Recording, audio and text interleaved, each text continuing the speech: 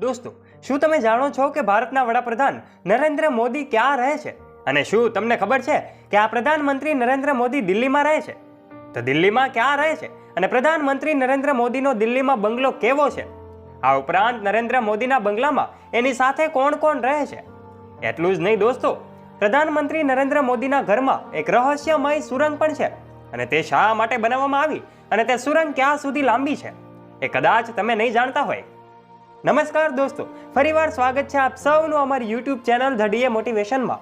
આજે અમે તમને એવું જણાવીશું કે નરેન્દ્ર મોદીનું ઘર એટલે કે દિલ્હીમાં આવેલા એના બંગલા વિશે અને આ બંગલા સાથે જોડાયેલી એવી રહસ્યમય વાતો વિશે જે તમને જોવા મળશે કે જેને જોઈને તમે પણ હેરાન થઈ જશો. આ નરેન્દ્ર મોદીનો બંગલો પહેલા 7 રેસ ક્રોડ રોડ પર આવેલો છે, જેનું નામ બદલીને અત્યારે હમણાં જ એમનું 7 લોક કલ્યાણ માર્ગ કરવામાં આવ્યું હતું. આ બંગલો 12 એકર જમીનમાં ફેલાયેલો છે અને આ 12 એકર જમીનમાં એટલે કે આ પરિષદમાં એક નહીં, બે નહીં, પરંતુ ટોટલ 6 જેટલા બંગલાઓ આવેલા છે અને તેથી એને બંગલાઓની પરિષદ પણ કહી શકાય છે. અને આ દરેક બંગલાઓને અલગ અલગ નંબર પણ આપવામાં આવ્યા છે અને તેથી જ દરેક બંગલાને આ નંબર આધારિત ઓળખ કરી શકાય. અને આ નંબર જોવા જશો તો આ નંબરને એક છોડીને એક એમ અલગ અલગ નંબર આપવામાં આવ્યા છે. જેવી રીતે જોવા જઈએ તો 1, 3, 5, 7, 9 અને 11 આવી રીતના એકી સંખ્યામાં દરેક બંગલાઓને નંબર આપવામાં આવ્યા છે અને આ જ નંબર દરેક બંગલાની ઓળખ છે. આ ઉપરાંત દોસ્તો, એક મીડિયા રિપોર્ટ આધારિત આપણા લોકલાડીલા પ્રધાનમંત્રી 5 નંબરના બંગલામાં રહે છે. અને દોસ્તો, આ પ્રધાનમંત્રી નરેન્દ્ર મોદી પહેલા એવા પ્રધાનમંત્રી છે કે જે આવાસ એટલે કે બંગલાની અંદર માત્ર ને માત્ર એકલા જ રહે છે, એટલે કે એની સાથે કોઈ પણ એના પરિવારના સભ્યો રહેતા નથી. પરંતુ કોઈ વાર એના પરિવારના સભ્યો જેવા કે એના માતાજી, એના ભાઈ એને મળવા આવે છે તો આ બંગલાની અંદર લઈ જવામાં આવે છે. અને એક સમય પર સોશિયલ મીડિયા ઉપર નરેન્દ્ર મોદી અને તેના માતા કે જે નરેન્દ્ર મોદીને મળવા આવ્યા હતા અને આ બંગલામાં નરેન્દ્ર મોદી સાથે 2 દિવસ રહ્યા હતા અને એના ફોટા સોશિયલ મીડિયા પર વાયરલ થયા હતા અને તે ફોટો પણ તમે જોયો જ હશે. પરંતુ આજ સુધી એટલે કે પરમેનન્ટલી નરેન્દ્ર મોદી સાથે બંગલાની અંદર બીજો કોઈ રહેતું નથી. હવે દોસ્તો, બીજી તરફ જોવા જઈએ તો આવું પહેલા ક્યારેય પણ થયું નથી, કેમ કે એક સમય પર આ આવાસ એટલે કે બંગલાની અંદર નરસિંહ રાવ, અટલ બિહારી વાજપેયી, મોરારજી દેસાઈ આ બંગલામાં રહેતા હતા. પરંતુ તે લોકો એકલા નહીં, પરંતુ પોતાના છોકરાઓ, જમાઈઓ અને બીજા સગા સંબંધીઓ સાથે રહેતા હતા. અને રાજીવ ગાંધી અને સોનિયા ગાંધીના પરિવારમાં તો જોવા જઈએ તો એના બધા જ પરિવારના સદસ્યો આ બંગલાની અંદર રહેતા હતા અને એકી સાથે રહેતા હતા. હવે દોસ્તો, વિસ્તારથી જોવા જઈએ તો આ દરેક બંગલોઝની અંદર સૌથી પહેલા રહેવા ગયા હતા રાજીવ ગાંધી. આ સાંભળીને આપણને એક સવાલ જરૂરથી થશે, તો તેનાથી પહેલા એટલે કે રાજીવ ગાંધી પહેલાના પ્રધાનમંત્રીઓ ક્યાં રહેતા હતા? તો દોસ્તો, રાજીવ ગાંધીથી પહેલાના પ્રધાનમંત્રી હતા પંડિત જવાહરલાલ નહેરુ કે જે ત્રિમૂર્તિ ભવનમાં રહેતા હતા. અને જ્યારે તેનું અવસાન થયું ત્યારે ત્રિમૂર્તિ ભવનને એક મ્યુઝિયમ બનાવવામાં આવ્યું હતું. પછી આવ્યા પ્રધાનમંત્રી લાલ બહાદુર શાસ્ત્રીજી કે જે 10 જનપથ ઉપર રહેતા હતા અને એના અવસાન પછી આ 10 જનપથ 2 ભાગમાં વહેંચવામાં આવ્યો અને આ 2 ભાગમાંથી એક ભાગમાં મ્યુઝિયમ બનાવવામાં આવ્યું કે જેને મોતીલાલ નહેરુ માર્ગ તરીકે લોકો ઓળખે છે. જ્યારે બીજા ભાગની અંદર કોંગ્રેસ પાર્ટીનું દફતર બનાવવામાં આવ્યું કે જ્યાં આજે પણ સોનિયા ગાંધીનું ઘર છે. આગળ જોવા જઈએ તો લાલ બહાદુર શાસ્ત્રી પછી આવ્યા ઇન્દિરા ગાંધી. રોડ ઉપર જઈ રહ્યા હતા અને ત્યારે તેની હત્યા કરવામાં આવી હતી અને ત્યારબાદ ઇન્દિરા ગાંધીના ઘરને પણ મ્યુઝિયમ બનાવવામાં આવ્યું હતું. તો આવી જ રીતે એક પછી એક પ્રધાનમંત્રી આવતા રહ્યા અને પોતપોતાના એરિયામાં રહેતા રહ્યા અને છેલ્લે દરેકને મ્યુઝિયમ બનાવવામાં આવ્યા. અને છેલ્લે આવ્યા પ્રધાનમંત્રી વીપી કે જે આ 7 બંગલોની અંદર રહેતા હતા અને તેમણે 30 મે 1990માં એક કાનૂન બનાવ્યો કે આ 7 રેસક્રોસ બંગલાના સમૂહની અંદર માત્ર ને માત્ર પ્રધાનમંત્રી જ રહી શકશે. અને તેથી જ પ્રધાનમંત્રી નરેન્દ્ર મોદી આજે પણ આ બંગલાના સમૂહની અંદર રહે છે.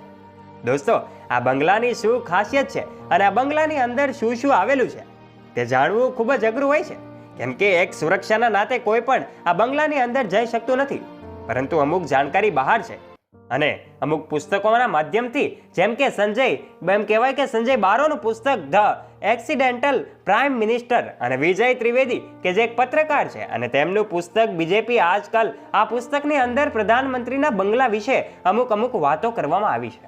અને આ માહિતી આધારિત જોવા જઈએ તો આ બંગલાના સમૂહની અંદર સૌથી પહેલા પ્રવેશ કરતા 9 નંબરનો બંગલો આવે છે અને ત્યાં રહે છે એસપીજીના લોકો કે જે લોકો કાળા રંગની સફારી સૂટ પહેરી બ્લેક કલરના ચશ્મા પહેરી અને પ્રધાનમંત્રીના બંગલાની સુરક્ષા કરે છે. એટલે કે આ 9 નંબરના બંગલાની અંદર સ્પેશિયલ પ્રોટેક્શન ગ્રુપ રહે છે. અને દોસ્તો, જ્યારે પ્રધાનમંત્રી રાજીવ ગાંધીની હત્યા કરવામાં આવી ત્યારથી આ સ્પેશિયલ પ્રોટેક્શન ગ્રુપની નિમણૂક કરવામાં આવી કે કોઈ પણ પ્રધાનમંત્રીની સુરક્ષા માત્ર ને માત્ર એસપીજીના કમાન્ડો જ કરશે. તો તે પ્રધાનમંત્રી નરેન્દ્ર મોદીના આવાસનું પ્રોટેક્શન કરે છે. અને જે પણ મહેમાનો અને અધિકારીઓ નરેન્દ્ર મોદીને એમ કહેવાય કે મળવા આવે છે એ લોકો એની ગાડી સાઈડ ઉપર કરાવી અને પાર્કિંગમાં મુકાવે છે. અને ત્યારબાદ એસપીજી કમાન્ડો પોતાની ગાડીની અંદર બેસાડી અને નરેન્દ્ર મોદીના બંગલા સુધી લઈ જાય છે. ત્યારબાદ બહારથી આવેલા આ દરેક મહેમાનોનું ત્યાં રહેલી એન્ટ્રી બુકની અંદર એના નામની એન્ટ્રી કરાવે છે અને સમય લખાવે છે અને કેટલા મિનિટનું કામ છે તે પણ લખવામાં આવે છે. અને ત્યારબાદ તેના ફોટોગ્રાફ લેવામાં આવે છે અને બુકની અંદર સિગ્નેચર કરાવી અને અંદર લઈ જવામાં આવે છે.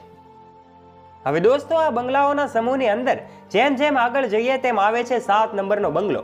અને આ 7 નંબરના બંગલાને ઘરના દફતર તરીકે પણ ઉપયોગમાં લેવામાં આવે છે. અને આ બંગલાની અંદર બહારથી આવતા ઘણા બધા નેતા અને અધિકારીઓ કે જે નરેન્દ્ર મોદીને બહારથી મળી શકતા નથી તે લોકો ડાયરેક્ટ આ 7 નંબરના બંગલાની અંદર એમને લાવવામાં આવે છે. અને તેથી આ 7 નંબરના બંગલાને સર્વશક્તિમાન બંગલા તરીકે પણ ઓળખવામાં આવે છે. હવે દોસ્તો, આગળ જતા આવે છે 5 નંબરનો બંગલો કે જેની અંદર રહે છે પ્રધાનમંત્રી નરેન્દ્ર મોદી. એક સમય એવો હતો કે જ્યારે આ 5 નંબરનો બંગલો કે જેમાં નરેન્દ્ર મોદી રહે છે તે માત્ર ને માત્ર ગેસ્ટ હાઉસ હતું કે જ્યારે મનમોહનસિંહ પ્રધાનમંત્રી હતા અને આ મનમોહનસિંહ પ્રધાનમંત્રી 3 નંબરના બંગલાની અંદર રહેતા હતા. પરંતુ આજના સમયની અંદર ગેસ્ટ હાઉસ તરીકે આ 3 નંબરના બંગલાને બનાવવામાં આવ્યું છે.